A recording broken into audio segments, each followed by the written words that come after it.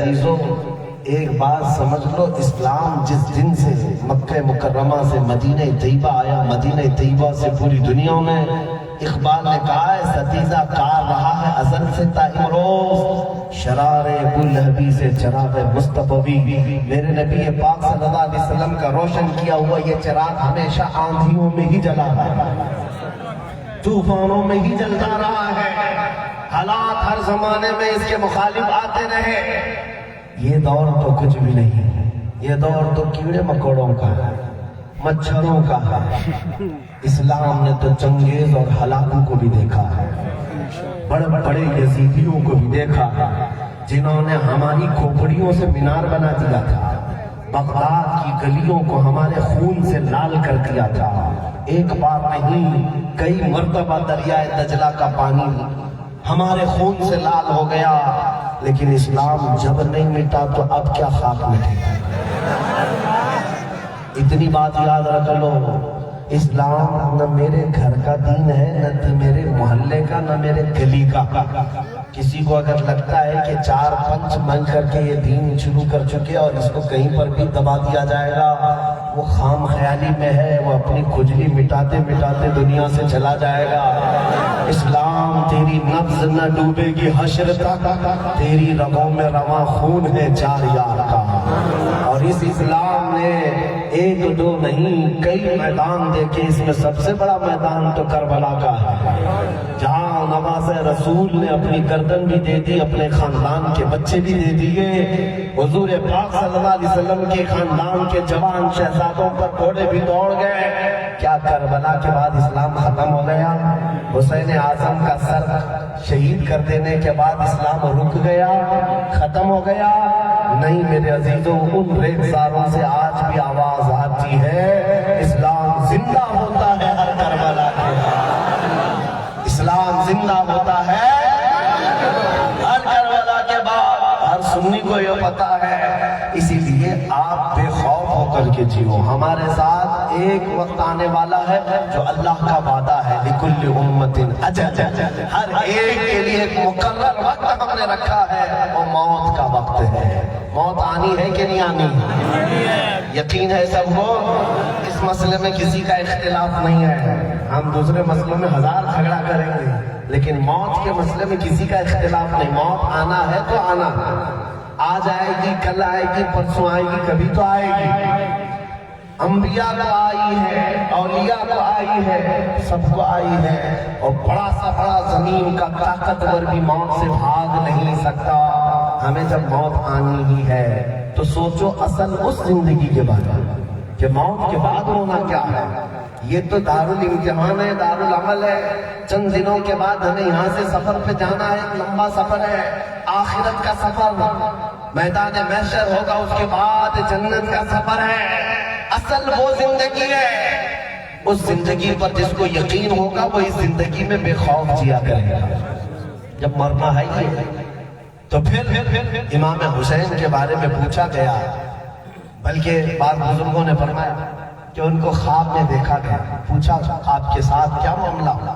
ایک بزرگ نے سیدنا امام حسین نے خواب میں ان کو بتایا، اللہ کریم نے مجھے اپنی فضل سے نوازا، نعمتوں سے نوازا، اور رب تبارک و تعالیٰ نے مجھے جنت کی حسین انعامات سے نوازا۔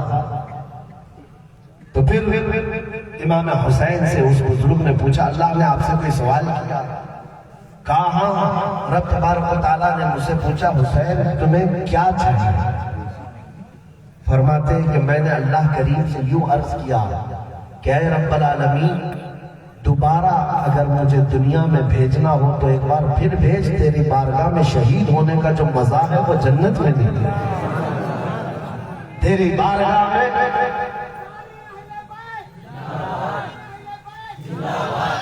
تیری بارگاہ میں شہید ہو جانے کا جو لطف ہے وہ یہاں نہیں۔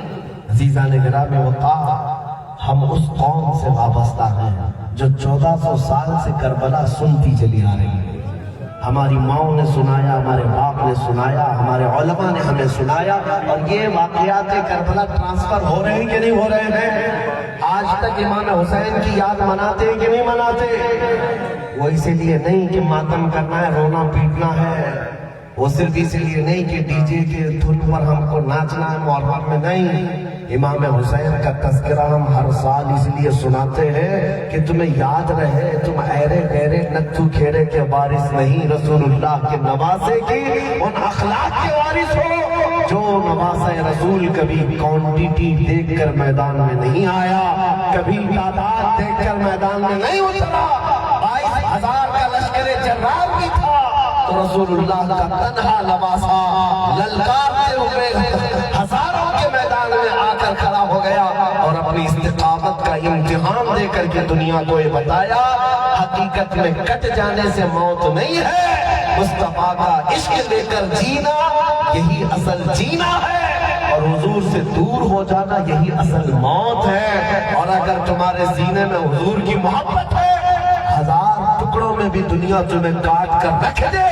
مولا تمہارا نام کبھی مرنے نہیں دیتا۔ 14 صدیاں گزر گئی، ہمارے محلوں میں یزید نہ نظر آتا نہ اس کا بچہ نظر آتا ہے، لیکن جب بھی کہیں ہم محلوں سے گزریں گے تو حسین نام کا ہر بچہ نظر آتا ہے۔ یہ زندگی ہے۔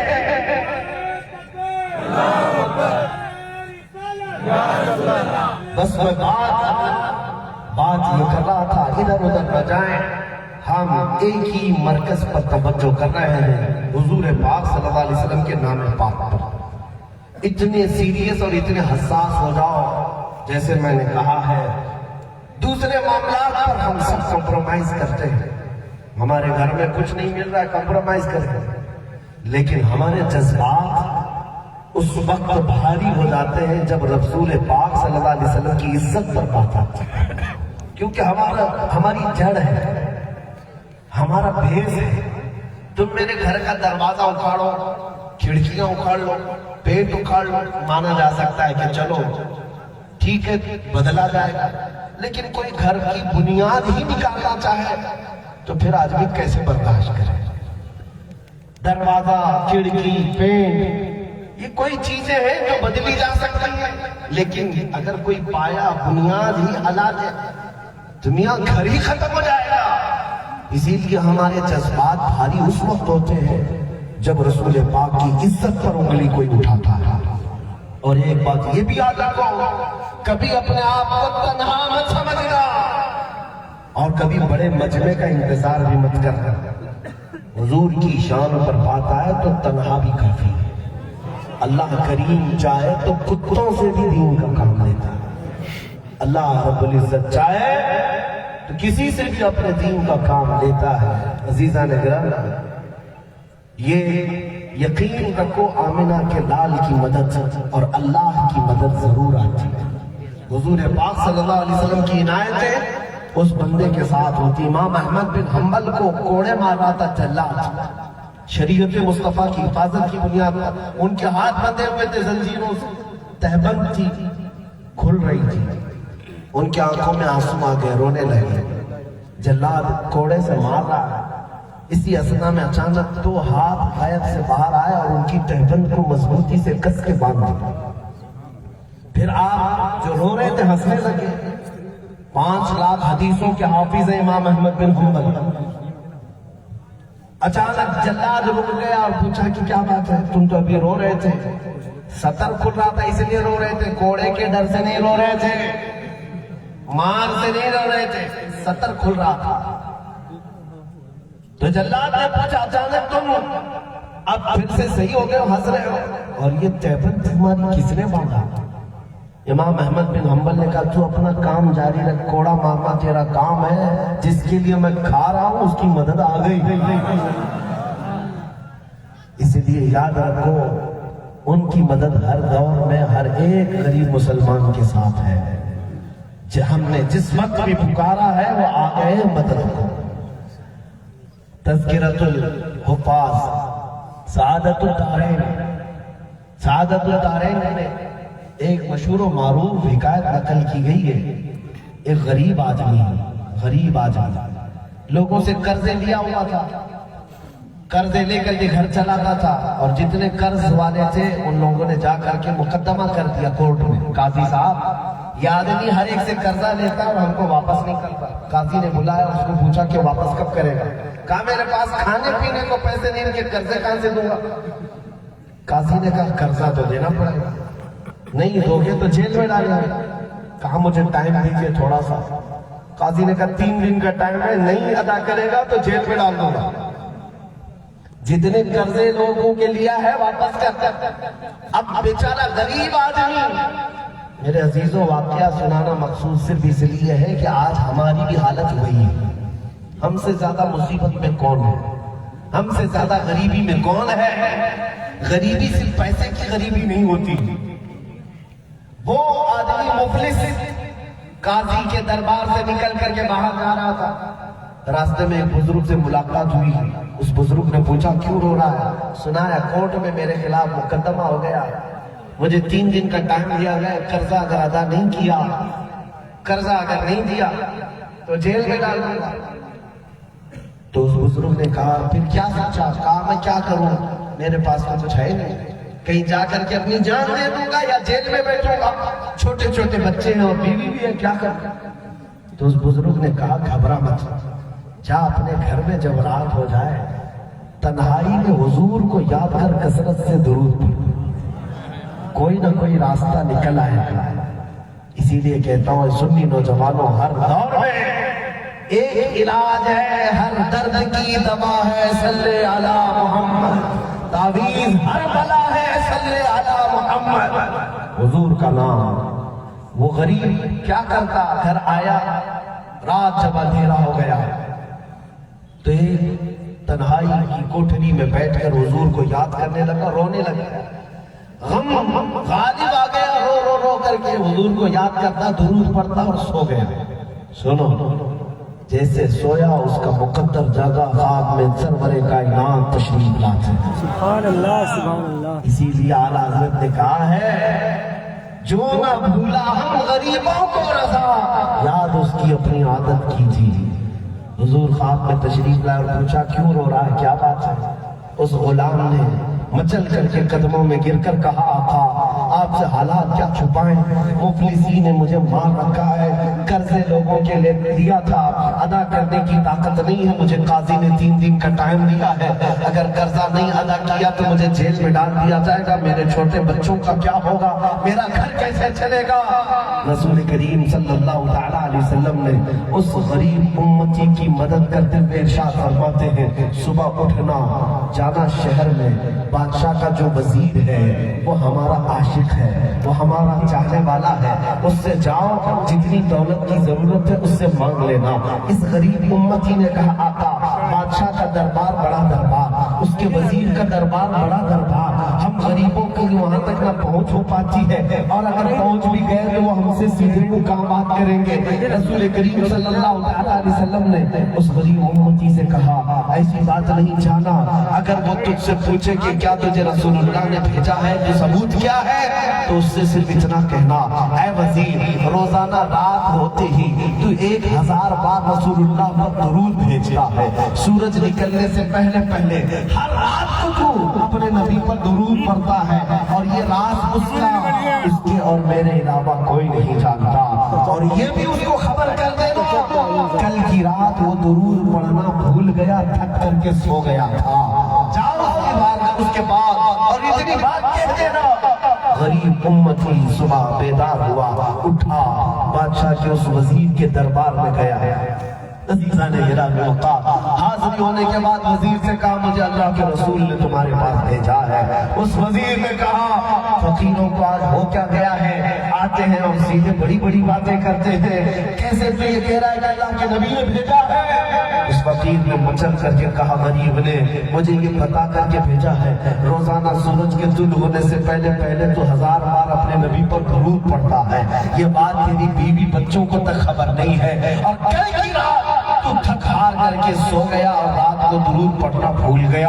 اتنا سنا تھا کہ وزیر اپنی کرسی سے اچھل گیا اور باہر کھڑا ہو گیا, اس کا ہاتھ چومنے لگا. کہا اگر یہ بات تجھے پتا ہے تو یقیناً تجھے مخبر صادق صلی اللہ علیہ وسلم نے بتایا ہوگا, اس لیے کہ یہ راز میرا اور آمنہ کے لال کے درمیان کا راز ہے, اللہ اور میرے درمیان کا راز ہے. بتا اے آنے والے مہمان، آج تو میرے پاس مدد لینے نہیں آیا بلکہ تو مجھے میری زندگی کی معراج بتانے آیا ہے۔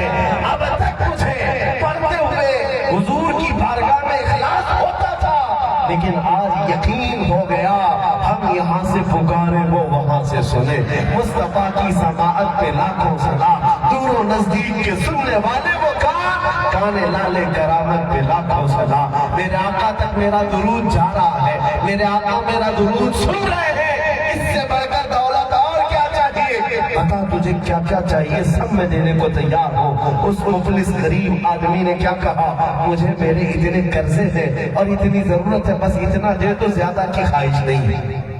توجہ مدد کیسی آتی ہے؟ اس وزیر کے دربار سے دولت جتنی چاہیے تھی دی گئی، اور وہ بھی بھیک میں نہیں، احساس میں دیا گیا ہے اور اکرام میں دیا گیا ہے۔ اور پھر کہا گیا یہاں فلاں جگہ کا فلاں دروازہ ہمیشہ کھلا رہے گا، چابی تمہارے پاس جب چاہے آنا اور لے کر چلے جانا، آئندہ سے مجھ سے پوچھنے کی بھی حاجت نہ رہے۔ وہ غریب آدمی سوچتا رہا میرے نبی پاک نے کتنا نوازا ہے، لے کر کے حاضر آیا۔ اب تو سینہ چوڑا تھا، سیدھے کورٹ میں مقدمے کے پاس آیا۔ قاضی صاحب نے کہا قرض خواہوں کو بلائیے، جتنے لوگوں نے مجھے قرضہ دیا تھا سب کا چکا دوں گا، ایک ساتھ دوں گا۔ آج تن کر کے بول رہا تھا، مال تھا، پیسہ تھا، سب قرض خواہ جمع ہوئے کورٹ میں مقدمے کے ہاں۔ قاضی صاحب کرسی پر آئے، آتے ساتھ قاضی صاحب نے کہا پیسہ جمع کر لی ایک ہی رات میں، لیکن سنو آج میں ایک بات بتانا چاہتا ہوں، تم قرضہ اپنی جیب سے نہیں، میں اپنی جیب سے ادا کروں گا۔ تیرا قرضہ تو نہیں ادا کرے گا، میں ادا کروں گا۔ کہا یہی بات کل بھی تو کہہ سکتے تھے، کل تو آپ نے دھمکی دی تھی 3 دن کے اندر نہیں ادا کرے گا تو جیل ڈالوں گا۔ آج آپ میرا قرضہ اپنے ذمے لے کر ادا کرنا چاہ رہے ہیں۔ قاضی صاحب نے کہا ہاں بات تو صحیح ہے، کل تک تو میں تجھے پہچانتا نہیں تھا، فیصلہ سنا کر چلا گیا۔ رات کو خواب میں نے رسول پاک کا دیدار کیا، حضور پاک کو دیکھا ہے خواب میں۔ حضور نے تیری طرف دکھا کر کے مجھے کہا اے قاضی دنیا میں بہت کچھ تیرے پاس دولت آئی ہے، کل اگر یہ غریب آئے تیرے پاس تو اس کا قرضہ اپنی جیب سے ادا کر، کل بروز قیامت میں اپنے ہاتھ سے جام کوثر تجھے پلاؤں گا، میں جنت میں تجھے لے جاؤں گا۔ قاضی کہتا ہے کہ بشارت میں نے خواب میں دیکھی، اس لیے میں کہتا ہوں تو آج ایک سکہ بھی نہیں ادا کرے گا۔ میں یہ دولت اپنے ہاتھوں لینا چاہتا ہوں، اپنے کندھوں لینا چاہتا ہوں۔ قاضی صاحب اس فقیر اس غریب کو یہ کہہ ہی رہے تھے، لیکن جتنے دربار میں بیٹھے ہوئے قرض خواہ تھے بڑے بڑے امیر کھڑے ہو گئے۔ کہا قاضی صاحب سنیے، نہ آپ اس کا قرض ادا کریں نہ یہ ادا کریں، ہم سب نے معاف کر دیا، جب تک اسے چاہیے ہم سے دوبارہ یہ قرضہ لیتا رہے لیتا رہے لیتا رہے۔ اس فقیر کی آواز آئی، اتنا دیا سرکار نے مجھ کو جتنی میری اوقات نہیں، یہ تو ان کا کرم ہے، ورنہ مجھ میں تو ایسی بات نہیں۔ میں نے اپنے کریم سے قطرہ کسی نے مانگا، میرے کریم